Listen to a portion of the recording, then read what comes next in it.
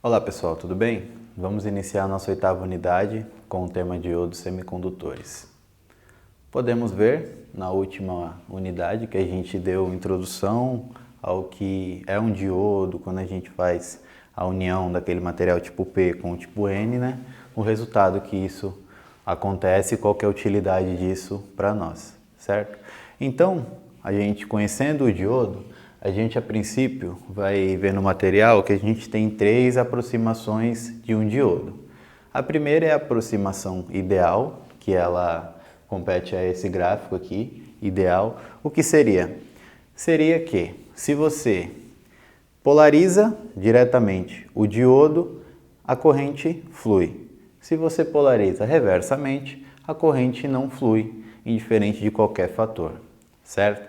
Mas esse é conceitual. Isso não existe. A segunda aproximação, a gente já tem um gráfico real, que seria esse. Por quê? A gente estudou lá atrás que para o germânio a gente tem uma barreira de potencial de 0,3 volts e para o silício 0,7 volts, certo? A maioria dos diodos, eles são de silício.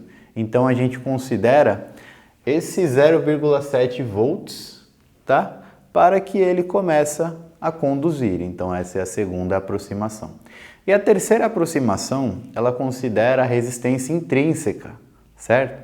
Lá nas unidades atrás eu disse que tudo tem uma resistência por menor que ela seja, certo? Então o diodo ele também tem uma resistência intrínseca, uma resistência interna na estrutura dele, certo? Então são 3 aproximações que a gente trabalha. Porém, a gente vai trabalhar, na maioria das vezes, com a real, certo? Com a que desconsidera a resistência intrínseca. Perfeito? Então, o diodo, ele tem algumas curvas de análise. Tem a curva do diodo ideal, que é aquele que não existe. Ah, professor, para que eu vou estudar uma coisa que não existe? Para você entender o conceito do funcionamento do diodo. Então, a gente tem aqui ó, a escala de tensão em volts, na horizontal, e a escala de corrente em amperes na vertical. Perfeito?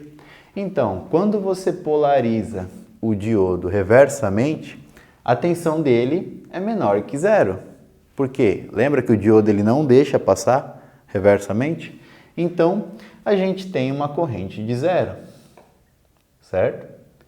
Em vermelhinho aqui a gente tem a corrente, então a gente tem uma corrente nula. A partir do momento que ele começa a conduzir, que você polariza diretamente, a corrente ela flui normalmente. É isso. Polarizou diretamente, flui a corrente. Polarizou reversamente, não flui a corrente. Aqui a gente tem o diodo real, que é o diodo que existe efetivamente. Quando você polariza o diodo reversamente, ele não conduz. Porém, quanto maior a tensão que você aplica contra ele, ele tem um limite, certo? Quando você efetua tanta tensão no diodo, além do que ele suporta, existe a ruptura, certo? Você perde o seu componente e ele deixa a tensão passar no sentido oposto. Pensem no diodo como se fosse uma parede. Você tem uma parede aqui. Você tem uma pessoa que ela está aplicando força nessa parede. Então essa parede ela aguenta até uma certa forma. Chega um determinado momento que você aplica tanta força nessa parede que a parede rompe. É isso que está acontecendo aqui, ó.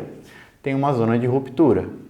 Onde é que eu procuro isso? Na especificação do diodo, no datasheet, certo? Estudem datasheet também para vocês verem que é a especificação dos nossos componentes. Perfeito? Então, vamos lá. Você diminuiu até que você polarizou diretamente.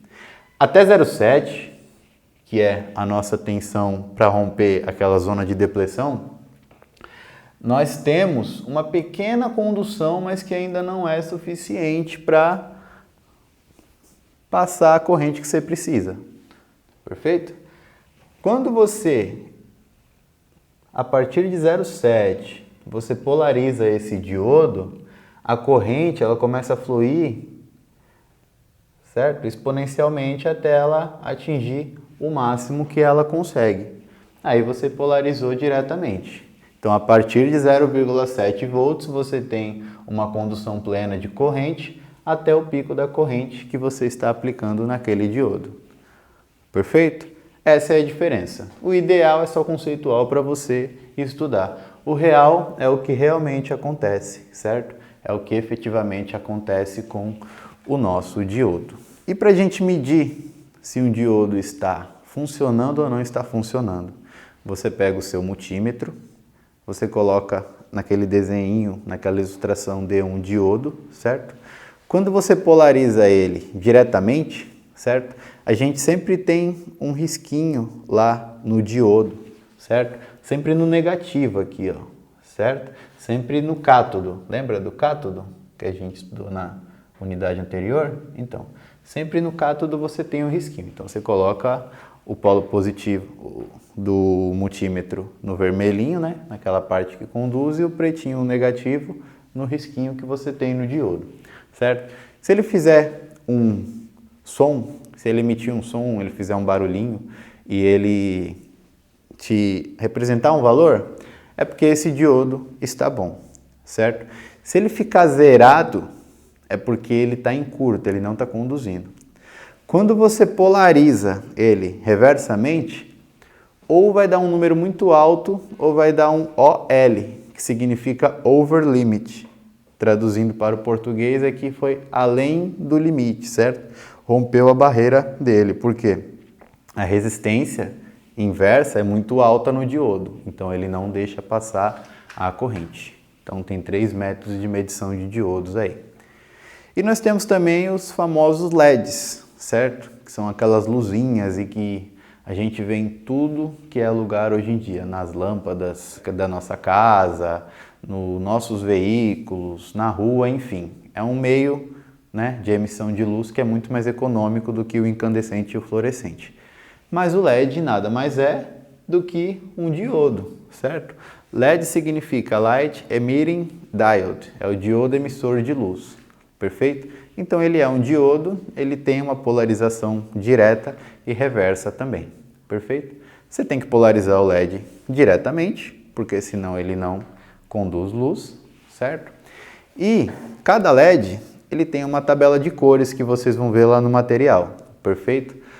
Dependendo da cor do LED, ele vai ter uma queda de tensão diferente. Para o diodo normal, é 0,7. Vocês vão ver na tabelinha do material que cada um ele tem uma faixa. Mas o que eu recomendo? Que a gente sempre use o máximo. Então, por exemplo, se o do LED vermelho é de 1,8 a 2 volts, utilizem 2 volts, perfeito? Se vocês quiserem mais brilho, utilizem o 1,8. Porém, não é tão seguro, certo? Porque você precisa ter uma corrente de 20 mA, certo? Passando por aquele LED, senão você queima o LED também. Perfeito? E para a gente concluir, a gente também tem o diodo Zener. Ele é utilizado muito em fontes reguladoras de tensão. Qual que é a função desse diodo? É justamente trabalhar nessa zona reversa aqui, ó, certo? A partir da zona de ruptura. Por quê? Porque ele consegue manter uma tensão constante ali. Então, para que serve isso? A gente vai ver na aula de retificadores como é que funcionam as ondas, certo? Alternadas quando a gente faz a conversão para a corrente contínua. E para não queimar os nossos componentes, a gente precisa de uma tensão mais linear, uma corrente mais contínua, certo? E o diodo Zener ele é utilizado para essas especificações, para essas utilidades. Então, pessoal, é isso que nós tínhamos. Muito obrigado e estudem os materiais que a gente tem na plataforma.